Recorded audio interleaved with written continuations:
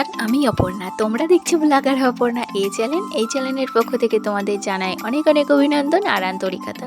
তোমরা কেমন আছো? আশা করি তোমরা ভালোই আছো, আর আমিও বেশ আছি। আর আশা রাখছি ব্লগটি ভালো লাগবে। বন্ধুরা, একজন দিভাই আমাকে কমেন্ট করেছে, বা বুনু হও জানি না সঠিক, তবুও বলছি পাপিয়া ঘোষ বলে। তো ওইভাবেই আমার পাশে থেকো। আর আমি জানি তোমরা কমেন্ট করছো নিশ্চয়ই কিছু আশায়, যেমন আমি ভিডিও করছি কিছু পাওয়ার আশায়, ঠিক সেরকম, তাই না? তো আমার উচিত তোমাদের কমেন্টে রিপ্লাই দেওয়া এবং তোমাদের কমেন্টের নামগুলো নেওয়া। তো আজকে আমি নিয়ে নিলাম। তো দেখো, তারপরে চলে এসেছি কিচেনে। সকালে তো ঘুম থেকে উঠে বাসি কাজকর্মগুলো শেয়ার করেছি। এবার লেটে ঘুম থেকে উঠেছি, মানে দেরি করে ঘুম থেকে উঠেছি। তো দেরি করে ঘুম থেকে ওঠার পরে একদম কঠিন অবস্থা হয়ে যায়, কী যে করব নিজেই তাল পাই না। তো যাই হোক, তাল না পেয়েও তাল রেখে নিজের কাজগুলো করতে হয়, তাই তাড়াতাড়ি করে কাজগুলো করেছি, সেগুলো ক্যামেরাবন্দি করতে পারিনি। তো কিচেন থেকে আমি আমার ব্লগটি স্টার্ট করলাম। তো আজকে তো রেসিপি হবে আমার ফেভারিট ডিশ, ডিমের ঝোল আর ভাত। আমি মাছ মাংস অতটা ভক্ত না, কিন্তু ডিমের খুব ভক্ত, জানো তো বন্ধুরা। মাছ মাংস কেউ রান্না করলে যতটা না লোভ লাগে, ডিম রান্না করলে ঠিক ততটাই আমার লোভ লাগে। তো কিছু রান্না বসিয়ে দিয়ে এই যে ছেলেকে পড়াচ্ছে ওর বাবা। তো এদিকে বাপ বেটা মিলে পড়াশোনা করুক, আমি এদিকে আমার কাজগুলো করে নিই। আর তারপরে যে বাজার করে নিয়ে এসছে খানিক আগেই, তো নিয়ে এসছে দেখো এই যে কিন্ডার জয় না কি বলে ছেলে মেয়ের জন্য, আর পটল, করলা, কাঁচা লঙ্কা আর রসুন। তো এই বাজার, আর লঙ্কার গুঁড়ো, জিরে গুঁড়ো, এগুলো বাড়ন্ত হয়ে গেছিলো, তাই বললাম নিয়ে আসতে। আর খুব একটা তো লঙ্কার গুঁড়ো খাই না, হ্যাঁ জিরে গুঁড়োটা খাই, তবে অল্প একটুখানি দিই যাতে কালারটা আসে, তো সেই জন্যে। তো দেখো লঙ্কাগুলো একদম সঙ্গে সঙ্গে বেছে কৌটোতে পুরে রেখে দিলাম, তাহলে আর পরে আমাকে করার টেনশনটা থাকলো না। তারপরে যে কৌটোতে জিরে গুঁড়ো লঙ্কার গুঁড়োটাও একদম ঢেলে নিচ্ছি, তাহলে এই কাজগুলো প্রপার আমার হয়ে থাকবে, পরে আর করা লাগবে না। তো যাই হোক, দেখো একদম লঙ্কার গুঁড়ো জিরেগুলো ঢেলে কৌটোটা রেখে দিলাম। আর এদিকে করলা না, কাঁকরোল, আলু আর পটলে ভাজা করেছি, সেটা একদম হয়ে গেল। আর ওটা ভাজা করতে বসিয়ে দেখলে কতগুলো কাজ করে নিলাম। আর তারপরে নিজের জন্য ছোলা সেদ্ধ বসিয়ে এখন হাজব্যান্ডকে খেতে দিয়ে দিলাম। ঘি, আলু সেদ্ধ আর কাঁকরোল, আলু, পটলে যে ভাজাটা করেছি মিক্স ভাজা, সেটা। আর এই যে শাক নিয়ে এসেছিলো কালকে রাত্রে, তো সেটা এখন বেছে নিচ্ছি। রাত্রে বেছে রাখলে সুবিধা হয়, তো এখন আর রাত্রে আমি বেছে উঠতে পারি না। রাত্রেবেলায় মনে হয় একটু রেস্টে থাকি, আর গরমের তো একদম ইচ্ছে করে না। তবুও রাত্রেবেলাতে রুটি করেছিলাম, আলু পটল ভাজা করেছিলাম, সেগুলো আর শেয়ার করিনি। তো সেগুলো করলে না ব্লগটি লং হয়ে যেত। আর কিছু ব্লগ আবার শ্যুট করেছি দিনের বেলাতে, সেগুলোও কেটে দিয়েছি। দেখছি অনেক বড় হয়ে গেছে বন্ধুরা, তো অত বড় ব্লগ তোমাদের ভালো লাগবে না। তো নেক্সট পার্টের সাথে জুড়ে দেবো। আর তারপরে এই যে এখন ডিমগুলো তো সেদ্ধ করে ছাড়িয়ে ধুয়ে নিলাম খোসাগুলো, আর নুন আর হলুদ দিয়ে না ভেজে নিলাম।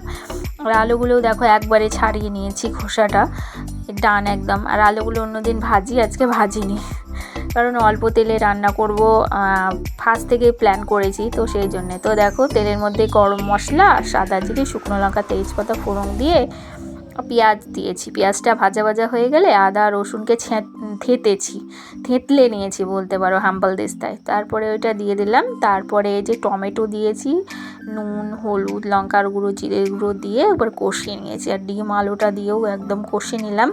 আলুটা তো ভাজিনি, সেই জন্য আলুটা দিয়ে কষে নিলাম। তো ভাবলাম ডিমটা দিয়েও কষে নিই। আর যেহেতু আলু সেদ্ধ হয়ে গেছে, সেদ্ধ হওয়ার খুব একটা ব্যাপার নেই, জাস্ট ঝোলটা ফুটে গেলেই হয়ে যাবে। তো দেখো ঝোলটা ফুটেও গেছে, এবার নামিয়ে নেব। আর পাতলা পাতলাই করেছি, কারণ গরমে রিচ খাবার খাওয়াটা ঠিক হবে না। আদা রসুন সব অল্প অল্প করে দিয়েছি। তো দেখো এখন ডিমের ঝোলটা নামিয়ে নিলাম। আর নামিয়ে নেওয়ার পরে এখন শাকটা বসাবো। তো রসুন আর কাঁচা লঙ্কা ফোড়ন দিয়ে শাকটা বসিয়ে দিলাম। আর শাকটা নুন হলুদ দিয়ে এদিকে হতে থাক, আর এদিকে আমার ঘরের কাজগুলো সেরে নিই। তো দেখো এই ওয়ার্ডটা খুঁজতে গিয়ে আজকে নাজেহাল অবস্থা হয়েছিলাম, মানে কোথায় রেখেছি মনে রাখতে পারছিলাম না। এই আলমারি খুলি, এই আলনা শোকেস খুলি, একাধবার এক একটা খুলি, কিন্তু খেয়াল আর করতে পারি না। কিন্তু ছিল আলমারিতে, রেখেছি কি সুন্দর গুছিয়ে, ভুলে গেছি, তাড়াহুড়া করে রেখেছি, তো এইটাই। আর তারপরে দেখো ওই বালিশের কাভারের মধ্যে মশারিটা ভরে রাখবো বলেই এত খোঁজাখুঁজি বলতে পারো। তো তাই মশারির মধ্যে ভরে রাখলে সুবিধা, ওই সামনে রাখলে দেখাও যাবে না, প্লাস বালিশের মতো মনে হবে, মানে অনেক দিক থেকে সেফটি। আর তারপরে দেখো এখন ঘর ক্লিনিংয়ের কাজে লেগে পড়েছি। এটা তো আমার মাস্ট কাজ হয়ে দাঁড়িয়েছে। ধুলোগুলো একদম ঝেড়ে নিই যাতে ঘরে ধুলোটা না থাকে। আর রাস্তার ধারে ঘর বুঝতেই পারছো প্রচণ্ড পরিমাণে ধুলো হয়। আর জানালা লাগিয়ে রাখি না, অল টাইম জানালা খোলাই থাকে, রাত্রেও জানালা খুলে ঘুমায়, মানে গরমে গুমঠা গুমঠা ভাব থাকে, তো সেই জন্য। তো এই যে ঠাটা পড়া গরমে বলতে পারো, তীব্র গরমে কীভাবে যে ঘর ক্লিনিংয়ের কাজ রান্না বান্না সামলায় সে একমাত্র গৃহবধূরাই বলতে পারে। তো যাই হোক, সব দিকে সামাল দিয়ে মেয়েদেরকে চলতে হয়, তো সে মতো আমিও চলছি। আর তারপরে যে টিভিটা এখন ক্লিন করে নিলাম, আর তারপরে যে কাজ শোকেসটাও মুছে নিচ্ছি। আর আমার শরীরের অবস্থা দেখো কি ঘাম ঝরছে।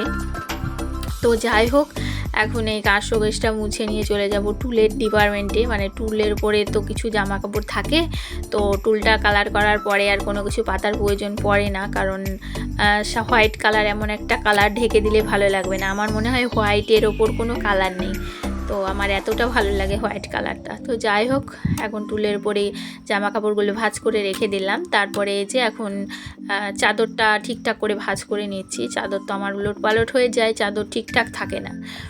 যাই হোক, এখন ঝেড়ে নিচ্ছি, পুরো ধুলো ঝাড়া কমপ্লিট। এবার বিছানাতে বালিশ টালিশগুলো রেখে দিচ্ছি। আর এইভাবে রাখলে না একটু ফুলে থাকে আর দেখতে ভালো লাগে, তো তাই এইভাবে বালিশগুলোকে রেখে দিলাম। আর এই যে মশারি ভরা বালিশটাও এখানে রেখে দিলাম, কেউ বুঝতেই পারবে না। তো যাই হোক, এই যে আমার ঘরের ফাইনাল লুকটা, মানে বেডের ফাইনাল লুকটা বলতে পারো। আর তারপরে এসছে এখন এই যে জানালাটা খুলতে, কারণ বিছানা তোলার সময় তো আমাকে জানালা লাগিয়েই কাজকর্ম করতে হয়, না হলে ওই যে ফ্ল্যাশটাতে একদম সূর্যের আলো এসে কেমন ঝাপসা ঝাপসা লাগে। তো কালকে থেকে প্ল্যান করেছিলাম যে এই তাকটা একটু গুছাবো। তো আমার তো ড্রেসিং টেবিল নেই, তো এটাকেই ড্রেসিং টেবিল বানিয়ে রাখি, কসমেটিক আর কি। তো এই জায়গাটা গুছাবো, তো কালকে আর গুছানো হয়নি, তো ভাবলাম আজকে গুছিয়ে নিই, তাই আজকে যে জায়গাটা গুছিয়ে নিচ্ছি। আর এই যে কালারিং পেপারগুলো আমার ঘরে ছিল, তো সেটাই পেতে নিলাম। তো বেশ ভালো লাগছে না কালারিং পেপারটা পেতে? তোমাদের কেমন লাগছে অবশ্যই কমেন্টে জানিও। আর এই যে এখন